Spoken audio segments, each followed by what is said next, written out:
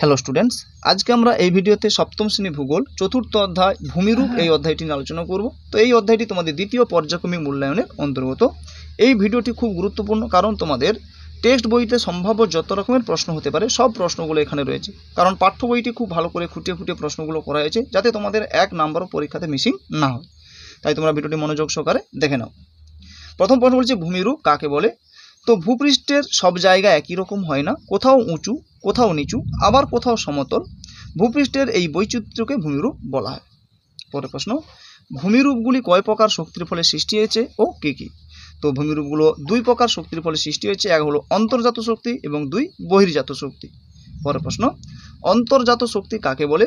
তো যে সকল শক্তির উৎস ভূপৃষ্ঠের অভ্যন্তর, সেই সকল শক্তিকে অন্তর্জাত শক্তি বলে, যেমন ভূ আলোড়ন বা ভূমিকম্প প্রভৃতি।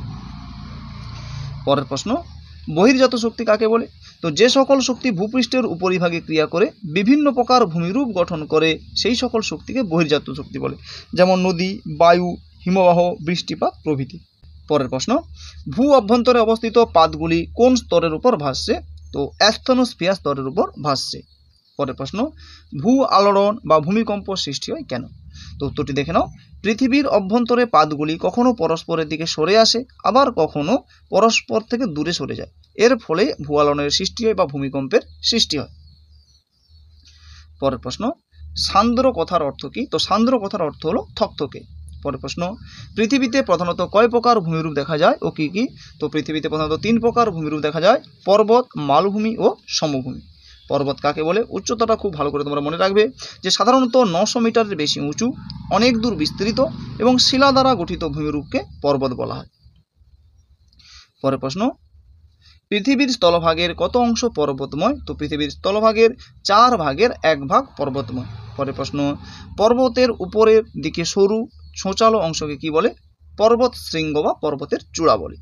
পরের প্রশ্ন, পৃথিবীর সবচেয়ে উঁচু পর্বত শৃঙ্গ কোনটি? তো মাউন্ট এভারেস্ট। এটির উচ্চতা 8848.86 মিটার, কারণ মাউন্ট এভারেস্টের উচ্চতা ধীরে ধীরে ধীরে ধীরে বৃদ্ধি পাচ্ছে। পরের প্রশ্ন, পর্বত উপত্যকা কাকে বলে? তো দুটি পর্বত চূড়ার মাঝের নিচে খাতের মতো অংশকে পর্বত উপত্যকা বলে। পরের প্রশ্ন, পর্বত শ্রেণী কিভাবে গঠিত হয়? তো অনেকগুলি পর্বত শৃঙ্গ এবং উপত্যকা বিরাট অঞ্চল জুড়ে অবস্থান করে পর্বত শ্রেণী গঠিত হয়। পরের প্রশ্ন, পর্বত গ্রন্থি কিভাবে গঠিত হয়? তো অনেকগুলি পর্বত শ্রেণী বিভিন্ন দিক থেকে এসে এক জায়গায় মিলিত হয়ে পর্বত গ্রন্থি গঠন করে। পরের প্রশ্ন, উৎপত্তি অনুযায়ী পর্বত কয় প্রকার ও কি কি? তো উৎপত্তি অনুযায়ী পর্বত 3 প্রকার: ভঙ্গিল পর্বত, স্তূপ পর্বত ও আগ্নেয় পর্বত বা সঞ্চয়জাত পর্বত। পরের প্রশ্ন, ভঙ্গিল পর্বত কাকে বলে? তো প্রবল ভূ আলোড়নের প্রভাবে ভূপৃষ্ঠের নরম পাললিক শিলা ভাঁজে ভাঁজে উঁচু হয়ে যে পর্বত সৃষ্টি করে তাকে ভঙ্গিল পর্বত বলে, যেমন ভারতের হিমালয়, ইউরোপের আল্পস, উত্তর আমেরিকার রকি, দক্ষিণ আমেরিকার আন্দিজ প্রভৃতি। এগুলো সবই ভঙ্গিল পর্বতের উদাহরণ। এই উদাহরণগুলো তোমরা কিন্তু খুব ভালো করে রেডি করবে, কারণ প্রশ্ন তোমাদের উদাহরণ থেকেও দিতে পারে। পরের প্রশ্ন দেখো, এবং এখানে সমস্ত প্রশ্নগুলো রয়েছে। তোমরা এই ভিডিওটি যদি মনোযোগ সহকারে দেখে খাতাতে রেডি করে নাও, তাহলে অবশ্যই পরীক্ষাতে সমস্ত প্রশ্নগুলো পেয়ে যাবে, কারণ সম্ভাব্য সব প্রশ্নগুলোই এখানে রয়েছে। তো ভঙ্গিল পর্বতের বৈশিষ্ট্যগুলি লেখো। তো 1 বলছে ভঙ্গিল পর্বতে নানা ধরনের ভাঁজ দেখা যায়। 2, এই পর্বত সাধারণত পাললিক শিলা দ্বারা গঠিত হয়, ফলে এই পর্বতে জীবাশ্ম দেখা যায়। তাহলে কি হলো? ভঙ্গিল পর্বতে কিন্তু জীবাশ্ম দেখা যায়, কারণ পলি ভাঁজ হয়ে হয়ে গঠিত হয় এবং পাললিক স্তরেই তো কি হয়? জীবাশ্ম দেখা যায়। পরের প্রশ্ন, এই প্রকার পর্বতের অধিকাংশ ক্ষেত্রে চূড়া শঙ্কু আকৃতির হয়। পরের প্রশ্ন খুব গুরুত্বপূর্ণ, এই প্রশ্নটি তোমাদের পরীক্ষাতে শর্ট প্রশ্নে দিয়ে থাকে প্রায়। একটি প্রাচীন ভঙ্গিল পর্বত একটি নবীন ভঙ্গিল পর্বতের উদাহরণ দাও। এবং আমরা প্রায় ভুল করি যে হিমালয়কে আমরা প্রাচীন বলে দিই।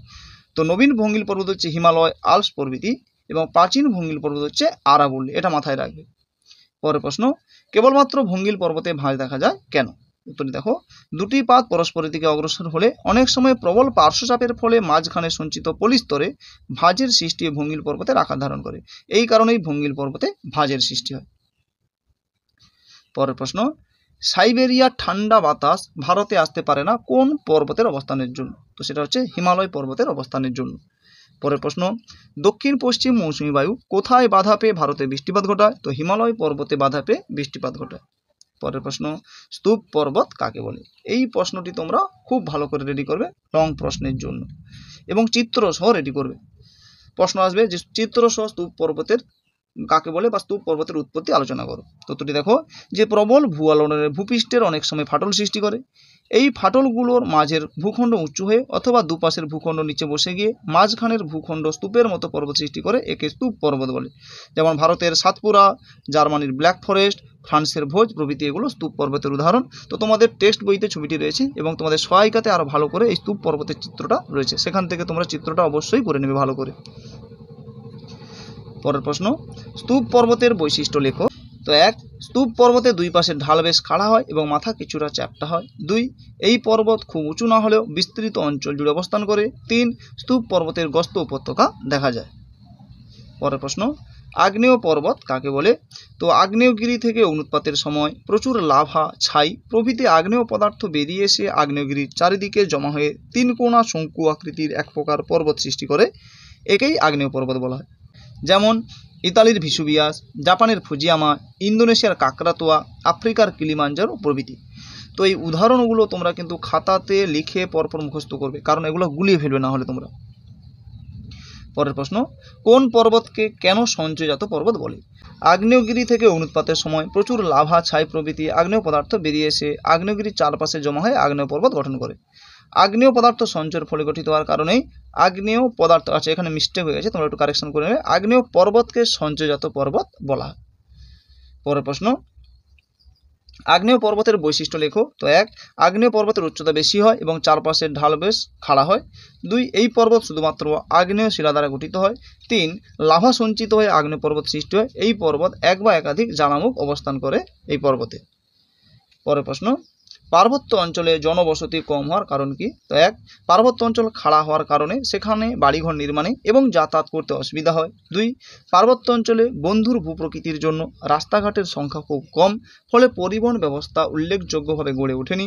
3, পর্বতের খাড়া ঢালে সব জায়গায় চাষবাস করা সম্ভব হয় না। এছাড়া বন্ধুর ভূপ্রকৃতির জন্য পার্বত্য অঞ্চলে কোনো ভারী শিল্প গড়ে ওঠেনি, ফলে মানুষের জীবিকা নির্বাহের ক্ষেত্রে অসুবিধা হয়, এই কারণে এখানে জনবসতি কম। পরের প্রশ্ন, মালভূমি কাকে বলে? তো সমুদ্র সমতল থেকে 300 মিটারের বেশি উঁচু, চারপাশ খাড়া ঢালযুক্ত এবং প্রায় সমতল বা সামান্য তরঙ্গায়িত উপরিভাগযুক্ত টেবিলের মতো দেখতে বিস্তীর্ণ ভূমিভাগকে মালভূমি বলে। এবং পরের প্রশ্নটি পরীক্ষায় প্রায় এসে থাকে, মালভূমিকে টেবিল ল্যান্ড বলা হয় কেন? তথ্যটি দেখো, মালভূমির উপরিভাগ প্রায় সমতল হলেও চারপাশ খাড়া ঢালযুক্ত হয়, এর ফলে মালভূমিকে দেখতে অনেকটা টেবিলের মতো লাগে, এই কারণে মালভূমিকে টেবিল ল্যান্ড বলা হয়। পরের প্রশ্ন, ভারতের বৃহত্তম ও উচ্চতম মালভূমির নাম লেখো। তো বৃহত্তম হচ্ছে দাক্ষিণাত্য মালভূমি এবং উচ্চতম হচ্ছে লাদাখ মালভূমি। পরের প্রশ্ন খুব গুরুত্বপূর্ণ, পর্বত বেষ্টিত মালভূমি কাকে বলে? তো প্রায় চারদিকেই পর্বত দ্বারা বেষ্টিত হয়ে যে মালভূমির সৃষ্টি হয়েছে তাকে পর্বত বেষ্টিত মালভূমি বলে। যেমন তিব্বত মালভূমি, আনাতোলিয়া মালভূমি প্রভৃতি। এই তিব্বত মালভূমি খুবই ইম্পর্টেন্ট, পরীক্ষায় প্রশ্ন আসতে পারে তিব্বত মালভূমি হলো একটি ড্যাশ মালভূমি, এটি হচ্ছে পর্বত বেষ্টিত মালভূমি। পরের প্রশ্ন, পৃথিবীর সবচেয়ে বড় পর্বত বেষ্টিত মালভূমি কোনটি? তো সেটা হচ্ছে তিব্বত মালভূমি। পরের প্রশ্ন, তিব্বত মালভূমি কোন দুটি পর্বতের মাঝে অবস্থান করেছে? তো হিমালয় এবং কুয়েনলুন পর্বতের মাঝে। পরের প্রশ্ন, লাভা গঠিত মালভূমি কাকে বলে? তো আগ্নেয়গিরির অগ্নুৎপাতের ফলে নির্গত আগ্নেয় পদার্থ বা লাভা ভূপৃষ্ঠে অনেক দূর ছড়িয়ে পড়ে, যে মালভূমি সৃষ্টি করে তাকে লাভা গঠিত মালভূমি বলে। যেমন ভারতের দাক্ষিণাত্য মালভূমি, উত্তর আমেরিকার কলম্বিয়া মালভূমি, আফ্রিকার ইথিওপিয়া মালভূমি প্রভৃতি। পরের প্রশ্ন, মহাদেশীয় মালভূমি কাকে বলে? তো মহাদেশের বিস্তীর্ণ অঞ্চল জুড়ে যে সকল মালভূমি অবস্থান করে তাকে মহাদেশীয় মালভূমি বলে। পরের প্রশ্ন খুব গুরুত্বপূর্ণ, ব্যবচ্ছিন্ন মালভূমি কাকে বলে? তো নদী উপত্যকা দ্বারা বিচ্ছিন্ন হয়ে যে মালভূমি সৃষ্টি হয় তাকে ব্যবচ্ছিন্ন মালভূমি বলে। যেমন ভারতের ছোটনাগপুর মালভূমি হলো একটি ব্যবচ্ছিন্ন মালভূমির উদাহরণ। পরের প্রশ্ন, পশ্চিমবঙ্গের মালভূমি অঞ্চল কোন মালভূমির অংশ? তো এটি ছোটনাগপুর মালভূমির অংশ। পরের প্রশ্ন, পৃথিবীর সবচেয়ে উঁচু মালভূমি কোনটি? এর উচ্চতা কত? তো পামির মালভূমি হলো পৃথিবীর সবচেয়ে উঁচু মালভূমি এবং এর উচ্চতা 4873 মিটার। পরের প্রশ্ন, কোন মালভূমিকে পৃথিবীর ছাদ বলা হয়? তো পামির মালভূমিকে পৃথিবীর ছাদ বলা হয়। পরের প্রশ্ন, মানুষের জীবনে মালভূমির গুরুত্ব লেখো। তো 1, মালভূমি অঞ্চলগুলি সাধারণত কয়লা, আকরিক লোহা, তামা, নিকেল, চুনাপাথর, অভ্র প্রভৃতি মূল্যবান খনিজ সম্পদে পূর্ণ, এগুলির অর্থনৈতিক গুরুত্ব খুব বেশি। 2, শিল্প গড়ে ওঠার জন্য প্রয়োজনীয় কাঁচামাল খুব সহজেই পাওয়া যায় বলে এখানে বিভিন্ন প্রকার শিল্প গড়ে উঠেছে, যেমন লৌহ ইস্পাত শিল্প, কার্পাস বয়ন শিল্প প্রভৃতি। পরের প্রশ্ন, বন্ধুর ভূপ্রকৃতির জন্য মালভূমি অঞ্চলে নদীগুলি খরস্রোতা হয়, ফলে সহজেই জলবিদ্যুৎ উৎপাদন করা যায়। মালভূমি অঞ্চলে উৎপন্ন স্বাভাবিক উদ্ভিদ থেকে প্রচুর পরিমাণে মূল্যবান বনজ সম্পদও পাওয়া যায়। পরের প্রশ্ন, সমভূমি কাকে বলে? তো সাধারণত 300 মিটারের কম উচ্চতা বিশিষ্ট সমতল বা সামান্য ঢেউ খেলানো বিস্তীর্ণ ভূমিভাগকে সমভূমি বলে। পরের প্রশ্ন, পলি গঠিত সমভূমি কাকে বলে? তো নদী, সমুদ্র বা হ্রদের পলি দীর্ঘদিন ধরে দুপাশে সঞ্চয়ের ফলে যে সমভূমি সৃষ্টি করে তাকে পলি গঠিত সমভূমি বলে। যেমন ভারতের সিন্ধু, গঙ্গা, ব্রহ্মপুত্র সমভূমি, চীনের ইয়াংসি কিয়াং নদী অববাহিকার সমভূমি প্রভৃতি। পরের প্রশ্ন, লাভা সমভূমি কাকে বলে? তো আগ্নেয়গিরি থেকে নির্গত লাভা সঞ্চিতে যে সমভূমি সৃষ্টি হয় তাকে লাভা সমভূমি বলে, যেমন আইসল্যান্ড সমভূমি। পরের প্রশ্ন খুব গুরুত্বপূর্ণ, এই প্রশ্নটি প্রায় তোমাদের এসে থাকে। লোয়েস সমভূমি কাকে বলে? তো মরুভূমি অঞ্চলের বালি বহু দূরে উড়ে গিয়ে সঞ্চিত হয়ে যে সমভূমি সৃষ্টি হয়েছে তাকে লোয়েস সমভূমি বলে, যেমন গোবি মরুভূমির বালুকণা দ্বারা চীনের হোয়াং অববাহিকায় সমভূমি সৃষ্টি হয়েছে। পরের প্রশ্ন, লোয়েস শব্দের অর্থ কি? তো লোয়েস শব্দের অর্থ হলো সূক্ষ্ম পলি। পরের প্রশ্ন, পৃথিবীর বেশিরভাগ সমভূমি কিভাবে সৃষ্টি হয়েছে? তো নদীর পলি সঞ্চয়ের ফলে। পরের প্রশ্ন, ভারতের দাক্ষিণাত্যের উত্তর অংশে কি সমভূমি রয়েছে? তো লাভা সমভূমি রয়েছে। পরের প্রশ্ন, পৃথিবীর বৃহত্তম বদ্বীপ সমভূমি কোনটি? তো পৃথিবীর বৃহত্তম বদ্বীপ সমভূমি হলো গঙ্গা ব্রহ্মপুত্র বদ্বীপ সমভূমি। পরের প্রশ্ন, পৃথিবীর স্থলভাগের অধিকাংশে কোন ভূমিরূপ অবস্থান করেছে? তো মালভূমি অবস্থান করেছে। পরের প্রশ্ন, কোন ভূমিরূপ অঞ্চলে সর্বাধিক জনঘনত্ব দেখা যায়? তো সমভূমি অঞ্চলে সর্বাধিক জনঘনত্ব দেখা যায়। পরের প্রশ্ন, পৃথিবীর অধিকাংশ লোক সমভূমিতে বাস করে কেন? অথবা সমভূমি অঞ্চলগুলি পৃথিবীর জনবহুল অঞ্চল হয় কেন? এটা লং প্রশ্নের জন্য খুবই গুরুত্বপূর্ণ। তো এক নম্বর দেখো, সমভূমি অঞ্চলে উর্বর পলিমাটি দিয়ে গঠিত বলে পৃথিবীর অধিকাংশ কৃষিকাজ সমভূমি অঞ্চলেই হয়ে থাকে। 2, কাঁচামালের সহজলভ্যতা, উন্নত পরিবহন ব্যবস্থা, ঘনবসতি, চাহিদাযুক্ত বাজার থাকায় সমভূমি অঞ্চলে বিভিন্ন প্রকার শিল্প গড়ে উঠেছে। 3, অনুকূল প্রাকৃতিক পরিবেশের জন্য সমভূমি অঞ্চলে উন্নত মানের রেলপথ, সড়কপথ, জলপথ, বিমানপথ গড়ে উঠেছে, ফলে খুব সহজেই দেশ বিদেশের সঙ্গে যোগাযোগ রক্ষা করা যায়। আর 4, সমভূমি অঞ্চলে প্রবাহিত নদ নদীর নাব্য হয়, এই নদীগুলি জলসেচ, পানীয় জল সরবরাহ, জলপথ পরিবহনের সহায়ক। তো এই অধ্যায় থেকে এই প্রশ্নগুলো যদি তোমরা করে নাও, পরীক্ষাতে 100% প্রশ্ন এখান থেকে কমন পেয়ে যাবে। তো এই ভিডিওতে এই পর্যন্ত। পরবর্তী ভিডিওতে আমরা পরবর্তী একটি অধ্যায় নিয়ে আলোচনা করব। তাই চ্যানেলটিতে নতুন হলে অবশ্যই চ্যানেলটিকে সাবস্ক্রাইব করে নাও এবং পাশে থাকা বেল আইকনটিকে প্রেস করে অন নোটিফিকেশন সিলেক্ট করে নাও, যাতে পরবর্তী ভিডিও নোটিফিকেশন তোমরা পেয়ে যেতে পারো। তো এই ভিডিওতে এই পর্যন্ত, ধন্যবাদ।